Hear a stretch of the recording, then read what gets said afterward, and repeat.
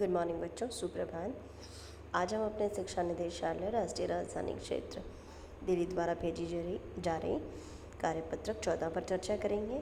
विषय हमारा हिंदी है, कक्षा हमारी 10वीं। ठीक है, आज की तारीख है 6 अगस्त 2021। चलिए आज का सवाल देखते हैं। दिए गए पद्यांश को ध्यानपूर्वक पढ़कर पूछे गए प्रश्नों के उत्तर दीजिए। ठीक है, तो चलिए पढ़ते हैं पद्यांश को। पद्यांश मीन्स काव्यांश। काव्यांश और पद्यांश का मतलब होता है किसी भी कविता और पद का अंश। ठीक है, चलिए। मन समर्पित, तन समर्पित और ये जीवन समर्पित, चाहता हूँ देश की धरती तुझे कुछ और भी दूँ।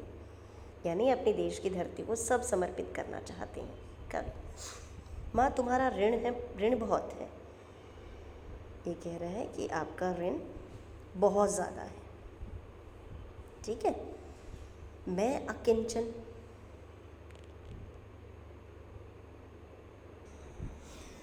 हाँ जी। माँ तुम्हारा ऋण बहुत है, मैं अकिंचन। आपका ऋण बहुत ज़्यादा है, मैं बहुत कुछ देना चाहता हूँ आपको। मैं अकिंचन हूँ, गरीब हूँ। ठीक है, किंतु इतना कर रहा फिर भी निवेदन थाल में लाऊं सजाकर भाल में जब भी। कर दिया स्वीकार बिना ये समर्पण, गान अर्पित, प्राण अर्पित, रक्त का कण कण समर्पित। है ना। चाहता हूँ देश की धरती तुझे कुछ और भी दूँ। मांझ दो तलवार को, लाओ न देरी, बांध दो कसकर कमर पर ढाल मेरी। ढाल बनना चाहता है वो, है ना। भाल पर मल दो चरण की धूल थोड़ी। माता की चरणों की धूल, यानी कि धरती माँ की चरणों की धूल मलना चाहता है वो भाल पर। शीश, भाल होता है शीश पर, है ना। भाल कहते हैं सिर को, माथे को। माथा, भाल पर मल दो चरण की धूल थोड़ी, टीका लगाना चाहता है। शीश पर आशीष की छाया घनेरी और मेरे सिर पर आशीष है, आशीर्वाद है मातृभूमि का। स्वप्न अर्पित, मेरे सपने भी आपको अर्पित हैं। ऐसे सपने मुझे आते हैं, है ना, कि आपके लिए हमेशा तैयार रहते हैं कि भाई जब भी ज़रूरत पड़े मेरी, मैं अपनी मातृभूमि के लिए सदैव तत्पर रहूँ। प्रश्न अर्पित, आयु का क्षण क्षण समर्पित, मेरी आयु का हर क्षण समर्पित है। चाहता हूँ देश की धरती तुझे कुछ और भी दूँ, मैं आपको और भी कुछ देना चाहता हूँ।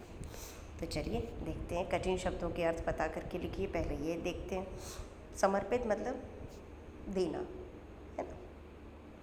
अकिंचन गरीब, ऋण जो हम कर्ज लेते हैं, कर्ज होता है। ठीक है। आशीष आशीर्वाद, शीश कहते हैं सिर को, घनेरी बहुत घना ज़्यादा। ठीक है, तो चलिए आगे देखते हैं। इसमें सबसे पहला क्वेश्चन है, प्रस्तुत काव्यांश में कवि ने स्वदेश को क्या क्या समर्पित कर चुका है, इसके उपरांत भी वो क्या चाहता है। ठीक है, तो आप कह देंगे कवि मातृभूमि के लिए तन मन प्राण सब कुछ समर्पित कर चुका है। इसके अलावा कवि अपने सारे सपने, अपना मस्तक, अपनी उम्र का एक एक क्षण मातृभूमि के लिए अर्पित करना चाहता है। आगे चलते हैं। प्रश्न नंबर 2, कवि थाल में क्या रखकर मातृभूमि को भेंट देना चाहता है। क्या रखना चाहता है। माथा, अपना मस्तक रखकर मातृभूमि को समर्पित करना चाहता है। उनका मानना है कि वो मातृभूमि का ऋणी है और वह इस ऋण को चुकाना चाहता है, भले ही उसकी जान क्यों ना चली जाए। अगला, कवि मातृभूमि से क्या प्रार्थना कर रहा है, ये भी हमारा आंसर हम देख लेंगे। कवि ये प्रार्थना कर रहा है, जब वो अपने मस्तक को थाल में सजाकर उनको अर्पित करे तो वो इसे स्वीकार करे, समर्पण को। अगला, प्रस्तुत कविता में प्रयुक्त रस और उसके स्थायी भाव लिखिए। तो हम लिखेंगे इसमें वीर रस का प्रयोग हुआ है। पढ़ते ही वीरता का भाव मन में आता है ना, वीर फील होता है ना, एक उत्साह सा जागता है कि पढ़ के एक जोश सा आता है ना। तो ये वीर रस है और इसका भाव होता है स्थायी भाव। इसका जो स्थायी भाव होता है वो होता है उत्साह। ठीक है, चलिए आगे देखते हैं। प्रस्तुत कविता का उचित शीर्षक क्या है, आपको क्या लगता है इसका क्या उचित शीर्षक होता है। मातृभूमि, या मातृभूमि के प्रति समर्पण, जो भी आप देना चाहें आप नाम दे सकते हैं। अगला सवाल, सब कुछ समर्पण के बाद भी कभी मातृभूमि को कुछ और देना चाहता है, इसकी कल्पना करके एक अनुच्छेद लिखिए। तो आपने एक अनुच्छेद लिखना है ना, कि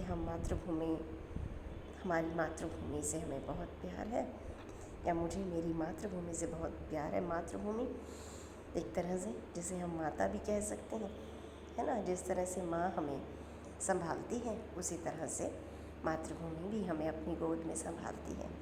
जिस तरह से माँ हमारा भरण पोषण करती है, पेट भरती है, वैसे मातृभूमि हमारा पेट भरती है ना, भरण पोषण करती है। ऐसे आप लिख लोगे यहाँ पर, ठीक है। तो इस तरह से ये तो हम, हाँ जी। तो आगे चलते हम लोग। निम्नवत शब्दों के विलोम शब्द लिखिए। निवेदन, समर्पण, आशीष, दया, धरती। तो इस तरह से ये हमारे विलोम शब्द है। निवेदन का आवेदन, समर्पण का विरोध करना, आशीष अभिशाप, दया निर्दयता, धरती गगन और आकाश, ठीक है। तो ये हमारी आज की वर्कशीट है और हमें समझ में आई होगी, पर अपनी मातृभूमि का जो कर्ज है वो भी हमें दिखा होगा, है ना।